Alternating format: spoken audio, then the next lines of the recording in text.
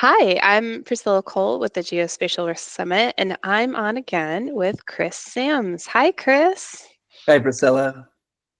Yeah, all the way from Western Florida. You were telling me you're actually in the central time zone part of Florida, which people might not know. How's the weather over there? Most people do not know that Florida has two time zones. And so the Georgia-Alabama line goes straight down, and then Northwest Florida is central time.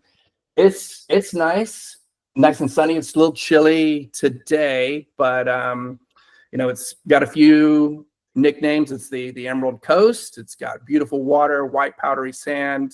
It's also been called the Redneck Riviera, Lower Alabama. So I'll leave there. I'm just trying to class this up one person at a time. Good, lots of names. I like that. But good to point out for our audience, where you are, and that to come to the Geospatial Risk Summit, you actually had to travel quite a ways. It had, I think, initially this reputation as being like a very New York City central, like local event, but you, like many other people, got on planes to come and travel. Why don't you tell us, Chris, what were some of your key takeaways from the event? That it was an awesome event. I thought it was well organized, so I've got to give some kudos to you. It was phenomenal, and the event staff that you had there was great too. I can't say enough good things about it.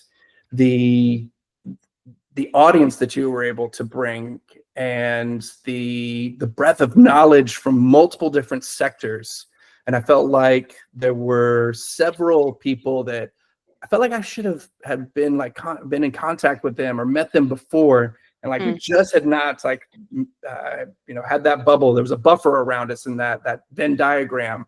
It was a phenomenal networking piece. Very, very good speakers, and I learned a lot, and I had a blast being up on stage too. No, I love hearing it. And you were telling me that you ran into some college students when you were there. They came up to me afterwards, and it was a real heartfelt moment for me, because you never know how people are going to take what you're talking about, especially if either you're playing close to the vest, or you're like, all right, all in. They loved how I was really telling it like it was. I was honest, and that they thought I would be a good mentor. And so yeah, excuse me while I wipe these tears away. Yeah. But that meant a lot. And if I can give back to, and it wasn't just one though, it was three, and I remember them, and maybe they were buttering me up. They're like, hey, do you have any internships open? But if they did, it worked. We were thrilled to have college students there from a number of universities. The ones that I would loved to have been there as a college student. Right. A phenomenal networking piece. Yeah, that kind of exposure. The names that I remember off the top of my head, we had students there from Columbia, like specifically from the climate school, NYU, St. John's was a big supporter, and even Villanova. Some students formed a carpool and came up from Philadelphia area. And I talked to them as well. That was phenomenal. I thought that was really cool to be able to take that school field trip up there as well. You were on panel number 2 that was called, I'm going to mess it up now. It's translation from data to domain, yeah.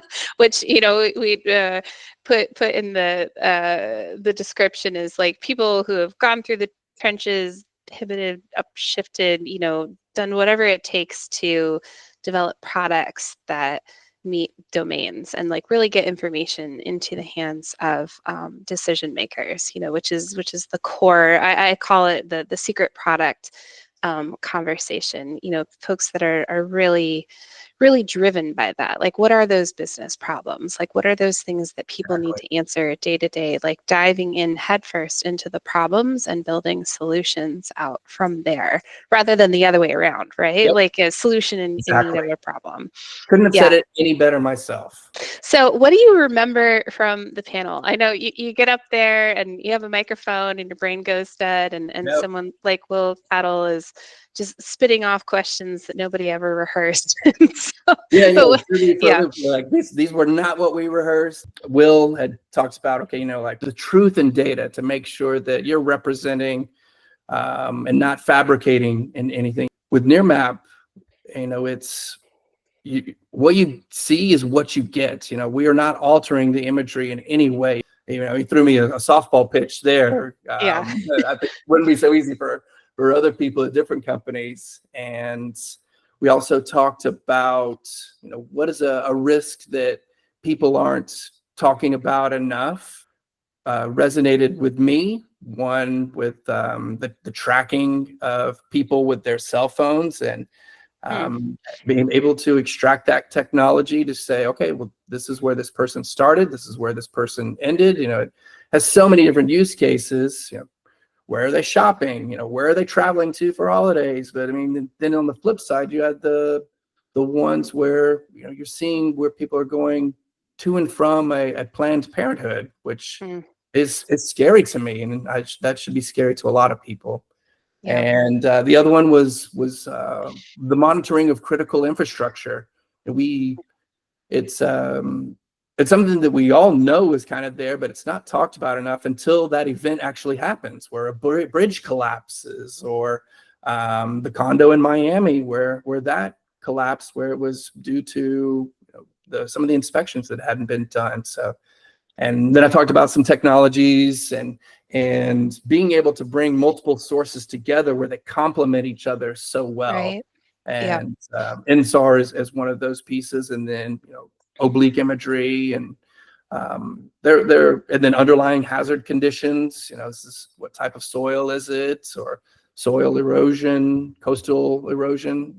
Just when you can pull all of those different data sources together. And I think those are such important points. Like, what I feel like the tendency is so often that you only point the cameras after the disaster has happened, to just, okay, how bad is it, and to take a look then. But, if you can be more proactive and watching things and pulling together all these different threads of data that are out there, but like not a lot is pulling them together so that ahead of time, like where some of those risks might be building over time, right? And as things change, statuses change. You had some other all-stars up there on the panel. Do you remember anything that anybody else said? The healthcare piece was phenomenal, and I had read some of his blogs beforehand, and it reminded me of the cholera epidemic in London. Jon Snow, not that Jon Snow from Game of Thrones, where the other one. He was able to map this risk, and that's where many of the cases were, and I was beautifully mapped out, and really resonated well with me, and just like how geospatial and healthcare are intertwined, and tracking of diseases. It was really, really good talk, and I selfishly and biasedly thought our panel was the best. Very good. And I'm happy to announce that I've done another interview with Ajay Gupta to get some of his thoughts. Well, thank you, Chris, for that recap. And I have to ask you, do you think you would come back again? Absolutely. No, I would be on it. I would be honored to sit on the panel or speak or even just sit in the audience, because we had an audience Q&A session that was phenomenal. One of the best I've ever seen, and I enjoyed it. And plus, if it's at a venue like we had, I felt like a geography rock star sitting on a stage where Aerosmith had played, and Madonna, and like Lady Gaga. There were like incredible band artists that were at the Hard Rock Cafe venue, and such a cool spot, and you guys did a wonderful job, and I was so proud to be a part of it.